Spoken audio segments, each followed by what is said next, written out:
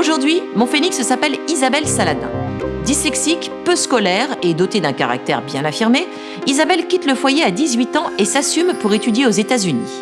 Elle y découvre non pas une passion pour les études, mais une société où la prise de risque et l'échec sont considérés comme un apprentissage. Dès lors, Isabelle va tout tenter, se planter et recommencer. Son phénix est en marche.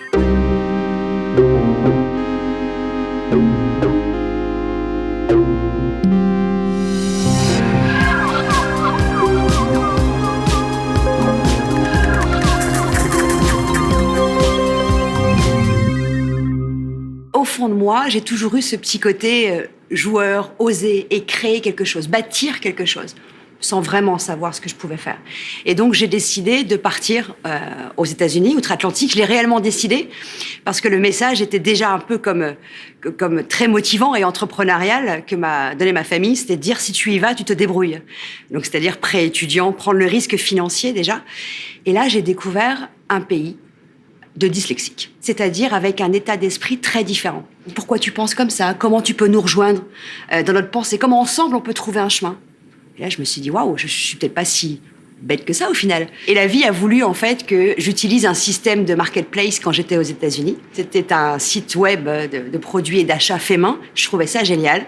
Et quand je rentrais donc à la maison en France, je continuais évidemment avec des copines à acheter sur Etsy et je me retrouvais avec des frais de port extraordinaire. Là, je me dis, c'est pas possible.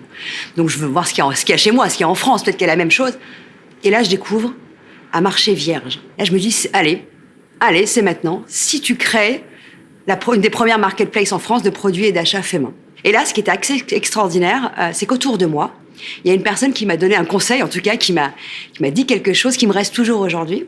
Quand j'ai annoncé que j'allais me lancer dans l'entrepreneuriat, ma première entreprise, m'a regardé droit dans les yeux et il m'a dit, tu vas échouer. Droit dans les yeux. Est-ce que tu as eu une goutte de transpiration qui a coulé? Si oui, te lance pas.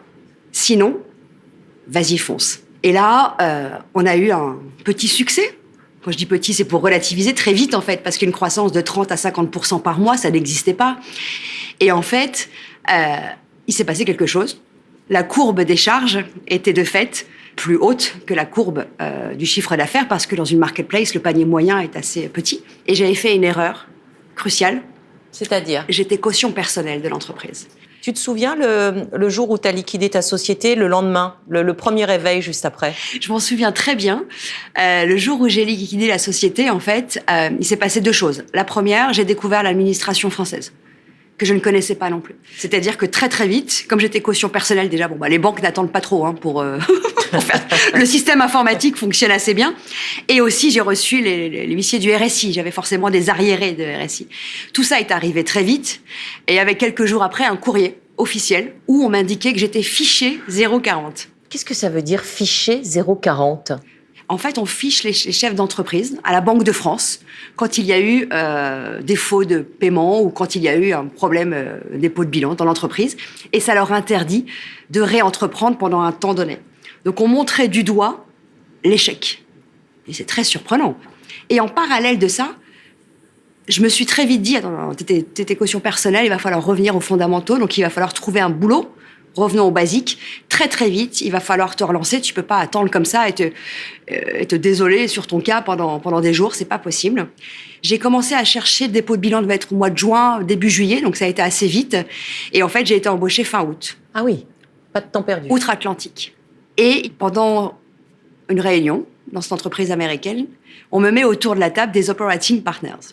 Et là, on m'explique en fait que ce sont des serial entrepreneurs, au sens noble anglo-saxon, c'est-à-dire des personnes qui ont bâti et créé plusieurs entreprises avec des virages, c'est-à-dire des hauts, des bas, des levées de fonds, des sessions, des développements internationaux, etc. Donc toute l'aventure réelle entrepreneuriale, et qui ont vendu leurs actifs et qui viennent aujourd'hui agir comme un copilote, et comme me disaient ces Américains, comme une assurance sur la croissance des entreprises, en partant du concept de qui mieux que celui qui l'a déjà fait peut agir et seconder un dirigeant d'entreprise sur un virage stratégique. Et donc, j'ai décidé de créer la première entreprise d'operating partner en France il y a 5 ans maintenant. Qui s'appelle INS Advisor. Et c'est le concept de qui mieux que celui qui l'a déjà fait pour venir agir et aider les autres.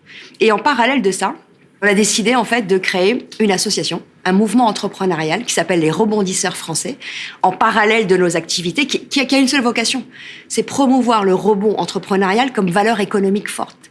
Aucun entrepreneur n'a pas rebondi dans sa vie. Quelle est la différence fondamentale dans le travail entre la France et les États-Unis ? De mon point de vue, la grosse différence entre ces deux pays, c'est la libéralisation de l'énergie entrepreneuriale. Il y en a un qui dit « essaye, tu verras bien, si ça marche pas, tu recommences ». Et l'autre qui dit « voilà le cadre ». Est-ce que c'est un modèle, il y a quand même des failles, j'imagine, un peu dans le système américain aussi. Il y a plein de failles dans le système américain. Il y a le faille de tout ou rien, en fait. C'est déjà une grosse faille. C'est-à-dire qu'il n'y a pas de parachute pour imager un peu le système. Par contre, c'est eux qui ont un peu créé le marketing, le marché international, le business. Et donc, la façon dont ils l'ont fait, c'est réellement de la libéralisation des énergies. Qu'est-ce qui s'est amélioré aujourd'hui en France par rapport à l'époque où tu as fait ton expérience américaine il y a 20 ans? Il y a plusieurs points qui se sont améliorés en France et c'est vraiment très positif. Le premier, c'est que le chef d'entreprise ou celui qui crée n'est plus vu comme le vilain patron qui exploite les gens. Donc déjà, ça c'est quand même très positif, parce que tout le monde peut l'être, c'est accessible à tous. C'est le deuxième point positif. Et le troisième, c'est réellement les aides qu'il y a. On n'est plus obligé d'être caution personnelle pour se lancer. Donc tout cet écosystème qui s'est mis en place, qui aide. Est-ce qu'un entrepreneur doit avoir une âme de joueur ? C'est plus facile d'avoir une âme de joueur quand on est entrepreneur, parce que de fait, on le sait, qu'on peut perdre. Quel est ton leitmotiv ? Un de mes leitmotivs depuis que je suis toute petite, parce que je suis une grande fan de Rocky, ça passe ou ça casse.